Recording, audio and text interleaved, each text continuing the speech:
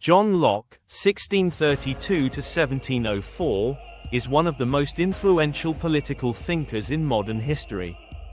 His ideas shaped the Enlightenment, liberal democracy, and key founding documents like the U.S. Declaration of Independence. At the core of Locke's philosophy are natural rights, government by consent, limited state power, private property, religious toleration, and the right of revolution.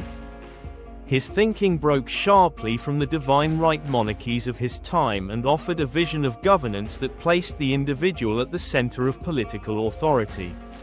Through his work, Locke has become a foundational figure in the development of modern political thought and civic values. Locke starts by imagining a state of nature, a world without kings or political authority.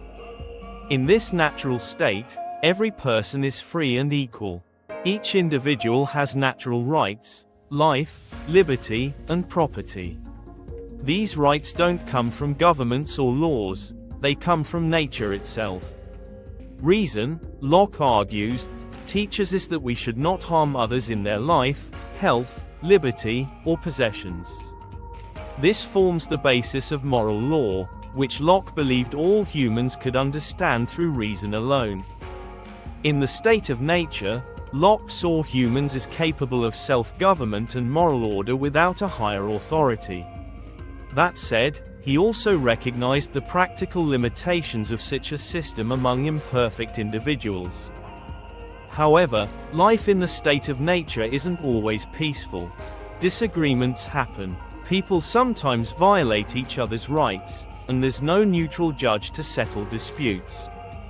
So rational people agree to form a political society, to leave the state of nature and enter into a social contract.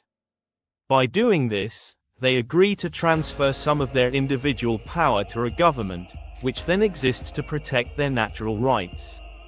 Locke insisted this transfer of power must be voluntary and based on the consent of the governed, not coercion or fear. This voluntary agreement creates legitimate political authority, one that stands or falls on its adherence to the terms of that contract. For Locke, political authority must come from the consent of the governed. A government that doesn't have the consent of the people is illegitimate. It has no divine right to rule, and it can't simply impose its will on people without justification. A legitimate government exists to serve the people by protecting their rights, not by controlling them. Locke saw the promise of liberty as tied to this consent, arguing that only a government granted legitimacy by its citizens can speak and act for them. It's this bedrock idea that makes democracy, government by the people, possible, rather than rule by decree or inheritance alone. Locke believed that governments should be limited. The state's primary job is to protect individual rights. This means setting up laws, enforcing contracts, and defending citizens from external threats. It does not mean micromanaging people's lives or ruling through fear. To ensure that power isn't abused, Locke argued for a separation of powers within government, dividing authority into legislative, executive, and federative functions. This helps avoid tyranny and keeps rulers accountable to the people. He saw legislative power as central, but also recognized that executive actions must follow law, and the state must maintain justice both domestically and internationally. In Locke's view, limiting power is the surest safeguard against tyranny. One of Locke's most famous ideas is his labor theory of property.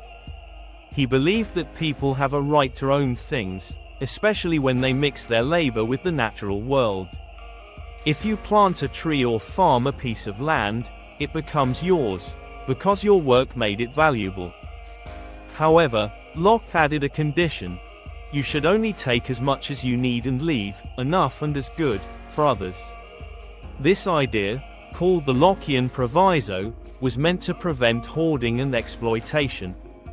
Locke understood the moral dimensions of property and argued that claiming ownership comes with responsibility. That ethical element reinforces the idea that private property is not just an economic right, but a social one. Money changes things, though. Locke recognized that people started accumulating more than they needed once money entered society, but he believed this was okay, as long as it happened with consent. People agreed to use money, and this changed how property and resources were distributed. Still, the government's job remained the same: to protect the property rights of individuals and ensure fair treatment under law. He saw money as transforming the economy and enabling surplus, but never as a reason to abandon moral duties toward others. Locke's framework allowed personal wealth while demanding that basic equality remain intact. One of Locke's most radical ideas was the right to revolution. If a government fails to protect people's rights, becomes tyrannical, or breaks the social contract, the people have the right to overthrow it. This was revolutionary thinking at the time. It directly challenged the divine right of kings and laid the philosophical foundation for modern revolutions, including the American Revolution. Locke insisted that citizens not only had the right but the duty to resist tyranny when all other remedies had failed.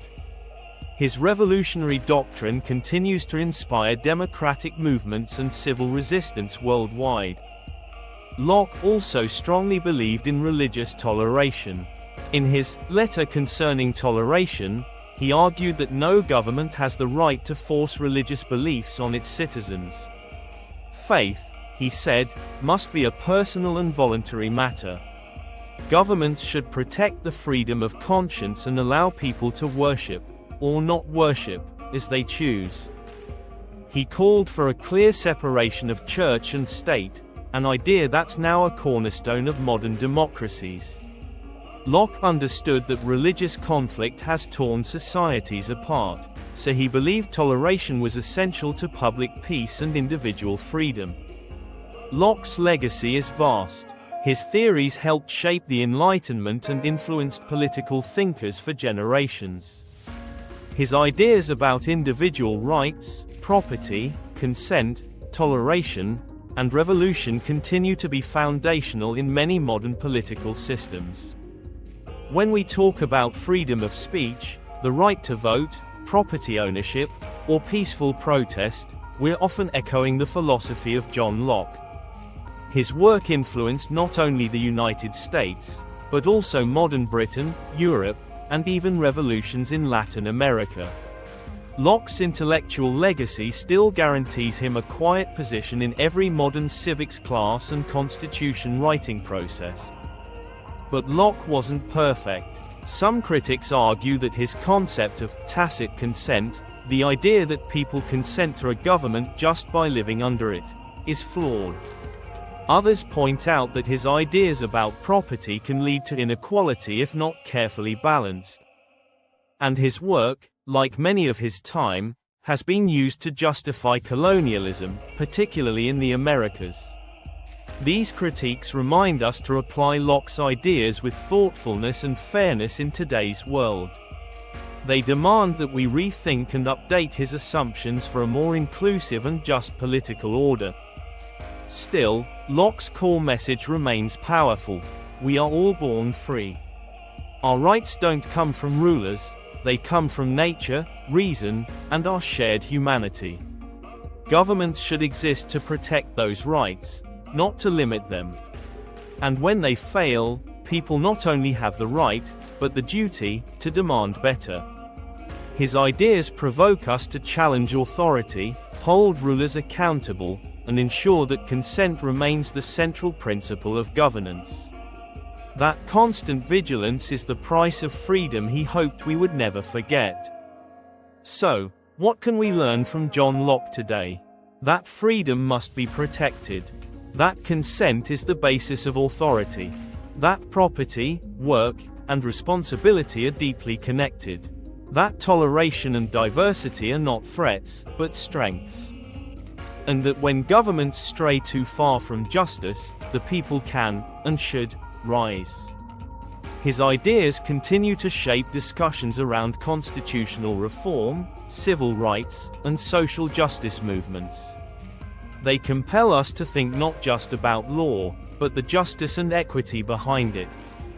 Thanks for watching. If this breakdown of Locke's political theory helped you understand a bit more about the foundations of our political systems, don't forget to like, share, and subscribe.